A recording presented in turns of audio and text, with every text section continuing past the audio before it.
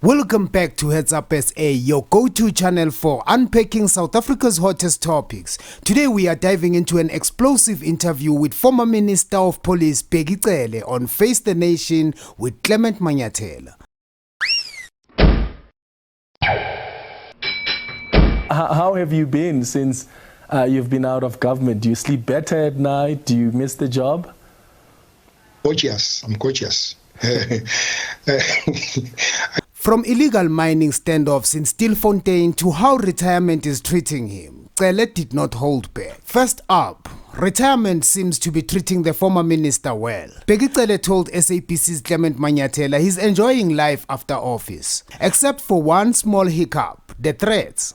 Yep, Cele revealed he's received plenty of them, including a break-in at his house. But in true Cele style, he said, I've been really misinterpreted in one interview I did on this one that I said I'm scared. I'm scared of nobody, Clement. I'm scared of nothing.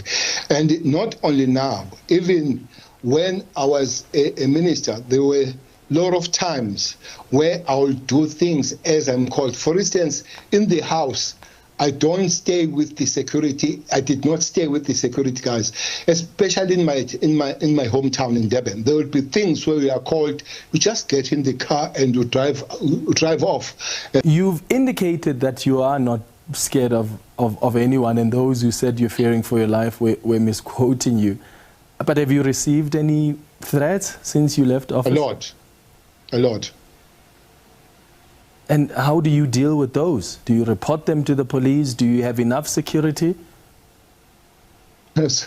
Some I report to the police. I've seen the cars that are following me, and I've reported, especially if you speak with the provincial commissioner here. At one time, he sent the people in the house at about 1 o'clock a.m. because there was a break-in in the house and all that. But I have reported that to especially to the provincial commissioner. Now on to the big story, the Zama Zamas. These illegal miners have been underground in Stilfontein for over a month, refusing to come out. Communities are in chaos and the tension is sky high. The current Minister of Police, Senzo is engaging with locals, while Minister in the Presidency, Khumbudzo Ntshavheni, has made it clear. We're not sending help to criminals. We're going to smoke them out. They will come out. We're not sending help to criminals. Criminals are not to be helped. Criminals are to be persecuted. I strongly condemn the language of the minister, the callousness, the indifference to the suffering of the poor people, particularly in the mining community. Just speak to the gulf that separates the world of the elite, including the ANC ministers, and the harsh reality of the working class and the poor people in this country, and including in the mining affected communities. Well, I don't know exactly how I will explain this smoke out. Bheki Cele believes this crisis is nothing new. He took us back to 2019 when the Valumkoti operation was launched to seal off illegal mine shafts in Welkom. Cele painted a grim picture, Zama Zamas with underground electricity and water systems, communities terrorized and crime skyrocketing. According to him, today's operations are the results of budgets allocated way back then. It started June 2019 when we formed the first team that was going to deal with the problem in Welkom. In Welkom, Zama Zamas, they went underground. They redirected the water and the electricity to run their operations at the expense of the communities and all that kind of thing. But it continued, and there was a lot of crime around those issues. If you remember what happened with the women that were raped, you remember in the community village there in Kagiso, around those areas, Rivali, when they were running among and between the houses, shooting and all those kind of things, and those dead bodies that they would fight among themselves and throw people out, those young people that were kidnapped by them somewhere at the Grulane, one was found dead. There's been a lot of crime and all of that. So the president did give instructions to this security cluster, and we were given a lot of money from Kara, and that money had to put all the departments together to find the way of dealing with this. So I'm sure this is part of implementation. But here is where things get controversial. Cele didn't mince words about responsibility. He insists the police are not the ones who should close these mine shafts. That's on the Department of Minerals and others. Oh, and as for the Zama Zamas underground, Cele said, "It's not the duty of the police to make sure that they come out. The duty of the police is given by Constitution. Their duty is to enforce the law, not to make the law. It's to protect, to investigate, uphold the law, and enforce it."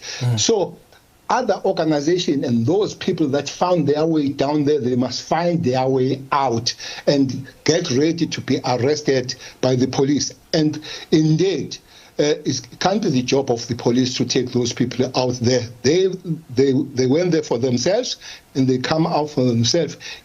Sympathy, not much. Cele shut down the narrative that unemployment is driving locals into illegal mining, even throwing out stats to debunk claims that most Zama Zamas are South Africans.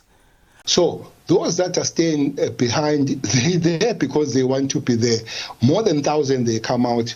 And maybe one other thing, I think one expert, one analyst said that the difference with the Stilfontein is that there are more of the South Africans. It's not true. There are those that have come out. There are 833 Mozambicans, 331 Zimbabweans, 11 Lesotho, and 7 South Africans. So sometimes experts must have to give the true reflection of things that are happening. Yeah. According to him, these illegal miners want to be down there. What do you think? Is this a tough love approach or a missed opportunity for understanding the root causes? Finally, Clement asked Cele how he handles the impossible threats that come with the job. Cele says he's always been fearless, but he's made a strong case for providing security details to former police ministers, saying, what you are saying, what you are asking now, maybe that's an issue that will need to be looked going forward. What do you do with the people that have dealt with those kind of people? If you look in Western Cape, Clement, there is a very high level of arrest that has happened in that place, and all those people are in court as we speak. And those courts, they come in the previous tenure, and I'm very sure that Minister Mkhunu will be having those high profile. I've seen people dealing with diamonds and all those dealing with drugs and all that. Maybe rather than speaking about Cele in that matter, it will have to be looked at what do we do going forward to those people that have dealt with those kind of people for a long time. What is your suggestion, though? What do you think is best to do? The suggestion is that you deal with the big guys. Clement, we really deal with the big guys in many facets of life. The underground, as you know, that in Cape Town is a lot of underground. There is this new one now of the mafia, the construction mafia. You deal with the taxi industry. You deal with Zama Zamas. Zama Zamas, there is this question that keeps coming of what do you do with the level 4 and 5. By the way, there are top guys that were in Cattleville, 10 or 8 of them that were arrested, who are driving these short cars, the top cars and all that, in living in the houses where all furniture was imported and all that. I don't know why those things are not told, are not known and all that. And I know for sure that the Hawks and the specialized units dealing with these matters are going up there. So you don't deal with small guys as you move around dealing with these things, especially at the level of the minister, I guess also at the level of National Commissioner and his lieutenants. So what do you think of Cele's take on the Zama Zamas? Should South Africa's former police minister get security for life? And do you agree with this tough stance on illegal miners? Let us know in the comments below. Make sure to like, share and subscribe to Heads Up SA for more updates on South Africa's pressing issues. Until next time, stay safe and stay informed. Keep your heads up, SA.